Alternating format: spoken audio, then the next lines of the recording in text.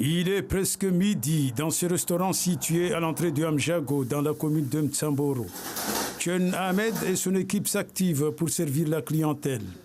Et pourtant, la préoccupation majeure à une heure si importante se focalise sur un sujet tout aussi fondamental.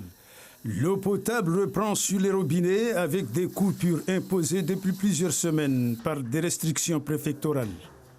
C'est compliqué, très compliqué, parce qu'en fait, quand on nous prévient la veille qu'il y a une coupure, nous on prévoit des bassines d'eau, sauf que le lendemain, le jour J, on est en plein service, il y a du monde, et là on n'a pas de coupure d'eau alors qu'on a des bassines qu'on a déjà chargées. Donc ils prennent de la place en fait dans le restaurant, parce que notamment on ne peut pas les mettre dehors, ni les poser par terre. Donc nous, ça encombre en fait notre espace de travail.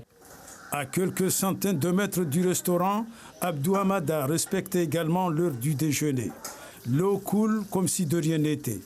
Au-delà de l'horaire primordial pour savourer le repas de la mi-journée, ce père de famille a d'autres obligations dans le village.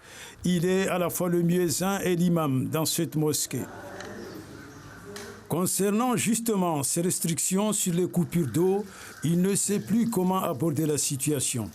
D'autant qu'il a les directives du maire de la commune pour annoncer régulièrement depuis le minaret les horaires de distribution dans le village.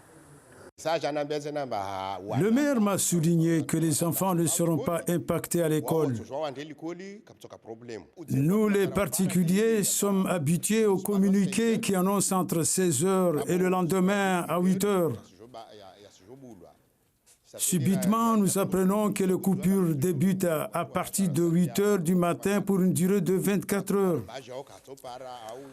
Malgré ce deuxième changement d'horaire, l'eau continue à couler sur le robinet. Tout le monde est pris de court dans ces conditions.